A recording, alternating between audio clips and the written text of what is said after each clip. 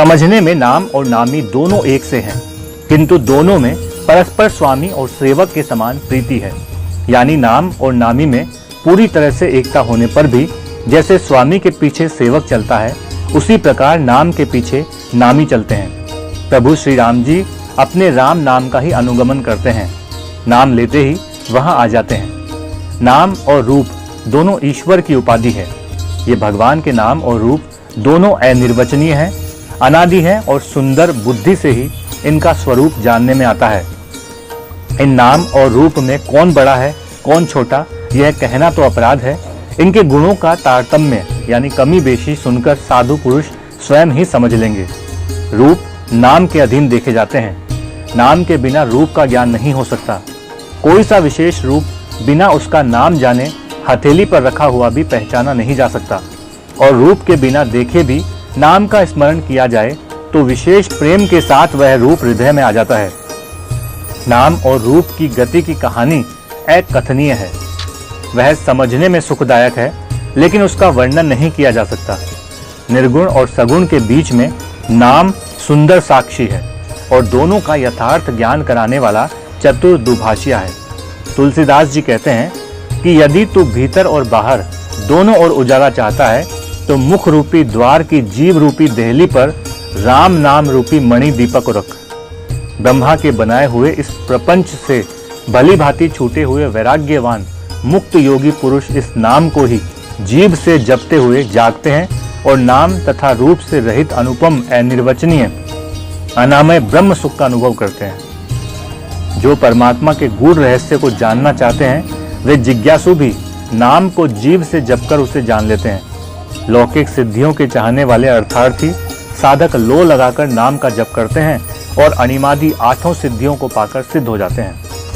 संकट से घबराए हुए आर्त भक्त नाम जप करते हैं तो उनके बड़े भारी यानी बुरे से बुरे संकट मिट जाते हैं और वे सुखी हो जाते हैं। जगत में 4 प्रकार के अर्थार्थी यानी धन की चाह से भजने वाले, आर्थ यानी संकट की निवृत्ति के लिए भजने वाले, जिज्ञासु यानी भगवान को जानने की इच्छा से भजने वाले, और ज्ञानी यानी भगवान को तत्व से जानकर स्वाभाविक ही प्रेम से भजने वाले राम भक्त हैं।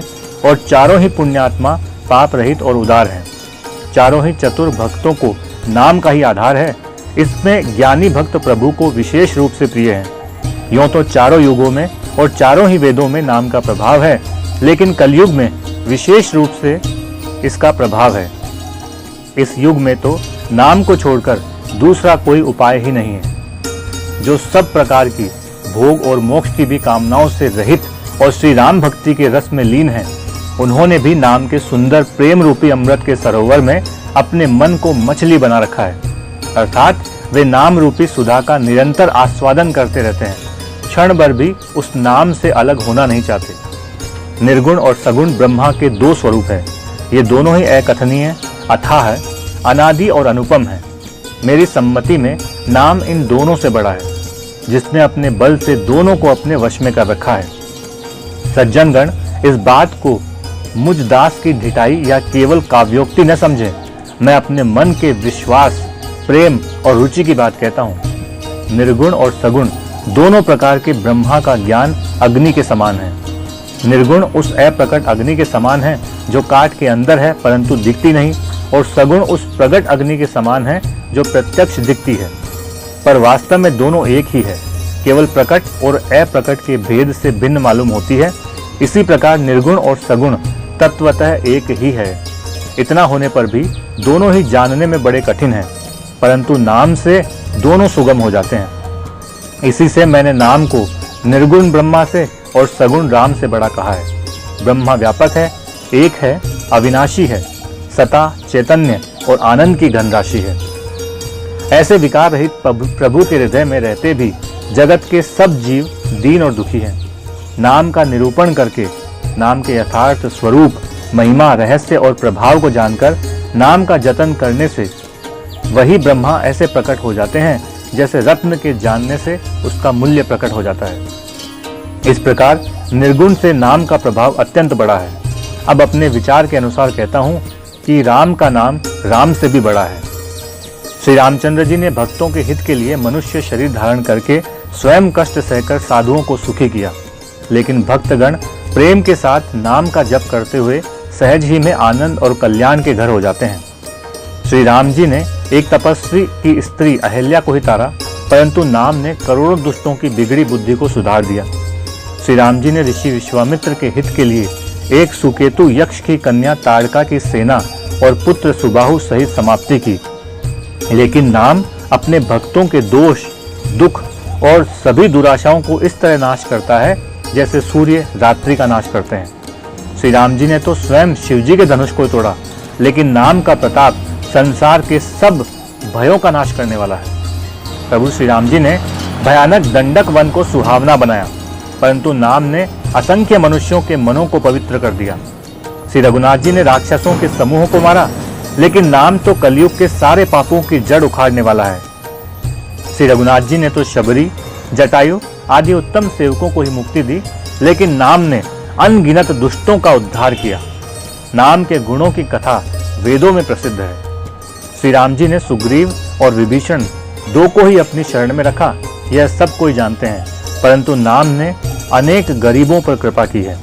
नाम का यह सुंदर विरद लोक और वेद में विशेष रूप से प्रकाशित है। श्री राम जी ने तो भालू और बंदरों की सेना बटोरी और समुद्र पर पुल बांधने के लिए थोड़ा परिश्रम नहीं किया, बल्कि बहुत परिश्रम किया, परंतु नाम लेते ही संसार समुद्र सूख जाता है। सज्जनगण, मन में विचार कीजिए कि दोनों में कौन बड़ा है। श्री रामचंद्र जी ने कुटुंब सहित रावण को युद्ध में मारा, तब सीता जी सहित उन्होंने अपने नगर अयोध्या में प्रवेश किया। राम राजा हुए, अवध उनकी राजधानी हुई। देवता और मुनि सुंदर वाणी से जिनके गुण गाते हैं, परंतु सेवक प्रेम पूर्वक नाम के स्मरण मात्र से बिना परिश्रम मोह की प्रबल सेना को जीतकर प्रेम में मग्न हुए अपने ही सुख में विचरते हैं। नाम के प्रसाद से उन्हें सपने में भी कोई चिंता नहीं सताती। इस प्रकार नाम निर्गुण ब्रह्मा और सगुण राम दोनों से बड़ा है।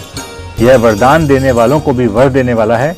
श्री शिव जी ने अपने हृदय में यह जानकर ही 100 करोड़ रामचरित्र में से इस राम नाम को सार रूप से चुनकर ग्रहण किया।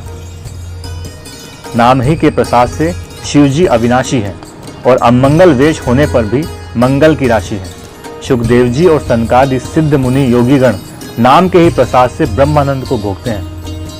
नारद जी ने नाम के प्रताप को जाना है। हरि सारे संसार को प्यारे हैं, हरि को हर प्यारे हैं, और आप श्री नारद जी हरि और हर दोनों को प्रिय हैं।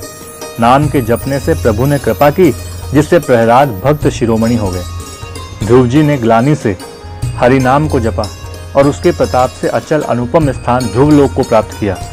हनुमान जी ने पवित्र नाम का स्मरण करके श्री राम जी को अपने वश में कर रखा है।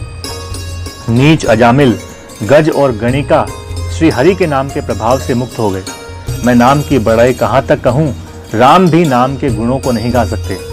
कलयुग में राम का नाम मन चाह पदार्थ देने वाला और कल्याण का निवास यानी मुक्ति का घर है, जिसको स्मरण करने से भांग सा निकृष्ट तुलसीदास तुलसी के समान पवित्र हो गया। केवल कलयुग की ही बात नहीं है, चारों युगों में, तीनों कालों में और तीनों लोकों में नाम को जपकर जीव शोक रहित हुए हैं। वेद, पुराण और संतों का मत यही है कि समस्त पुण्यों का फल श्री राम जी में या राम नाम में प्रेम होना है। पहले सत्य युग में ध्यान से, दूसरे त्रेता युग में यज्ञ से और द्वापर में पूजन से भगवान प्रसन्न होते हैं। लेकिन कलयुग केवल पाप की जड़ और मलिन है। इसमें मनुष्यों का मन पाप रूपी समुद्र में मछली बना हुआ है, अर्थात पाप से कभी अलग होना ही नहीं चाहता। इससे ध्यान, यज्ञ और पूजन नहीं बन सकते। ऐसे कराल कलयुग के काल में तो नाम ही कल्प वृक्ष है, जो स्मरण करते ही संसार के सब जंजालों का नाश कर देने वाला है। कलयुग में यह राम नाम मनोवांछित फल देने वाला है, परलोक का परम हितैषी और इस लोक का माता पिता है। अर्थात परलोक में भगवान का परम धाम देता है और इस लोक में माता पिता के समान सब प्रकार से पालन और रक्षण करता है। कलयुग में न कर्म है, न भक्ति है और न ज्ञान ही है। राम नाम ही एक आधार है। कपट की खान कलयुग रूपी कालनेमी के मारने के लिए राम नाम ही बुद्धिमान और समर्थ हनुमान जी हैं। राम नाम श्री नरसिंह भगवान है। कलयुग हिरण्यकशिपु है और जप करने वाले जन प्रहलाद के समान है। यह राम नाम देवताओं के शत्रु कलयुग रूपी दैत्य को मारकर जप करने वालों की रक्षा करेगा।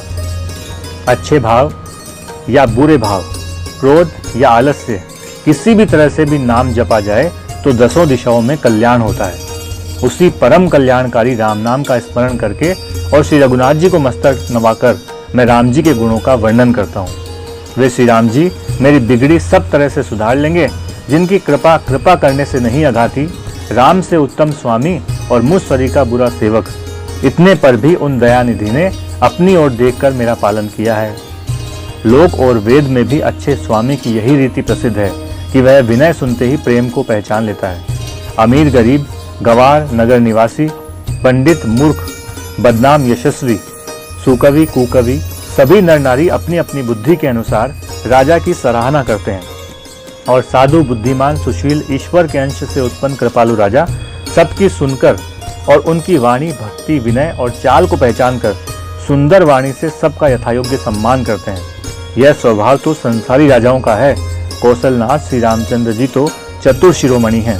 श्री राम जी तो विशुद्ध प्रेम से ही रिझते हैं। पर जगत में मुझसे बढ़कर मूर्ख और मलिन बुद्धि और कौन होगा।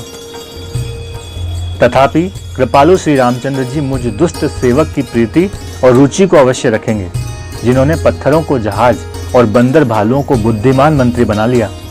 सब लोग मुझे श्री राम जी का सेवक कहते हैं और मैं भी बिना लज्जा संकोच के कहलाता हूँ। कृपालु श्री राम जी इस निंदा को सहते हैं कि श्री सीतानाथ जी जैसे स्वामी का तुलसीदास जैसा सेवक है। यह मेरी बहुत बड़ी ढिठाई और दोष है। मेरे पाप को सुनकर नरक ने भी नाक सिकोड़ ली है। यह समझकर मुझे अपने ही कल्पित डर से डर लग रहा है, किंतु भगवान श्री रामचंद्र जी ने तो स्वप्न में भी इस पर ध्यान नहीं दिया, बल्कि मेरे प्रभु श्री रामचंद्र जी ने तो इस बात को सुनकर, देखकर और अपने सुचित रूपी चक्षु से निरीक्षण कर मेरी भक्ति और बुद्धि की उल्टे सराहना की। क्योंकि कहने में चाहे बिगड़ जाए, यानी मैं चाहे अपने को भगवान का सेवक कहलाता रहूं, पर हृदय में अच्छापन होना चाहिए। हृदय में तो अपने को उनका सेवक बनने योग्य नहीं मानकर पापी और दीन ही मानता हूँ, यह अच्छापन है।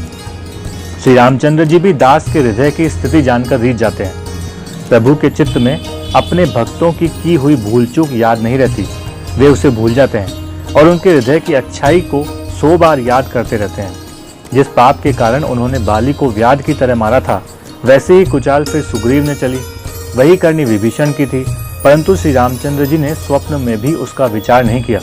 उल्टे भरत जी से मिलते समय रघुनाथ जी ने उनका सम्मान किया और राजसभा में भी उनके गुणों का बखान किया।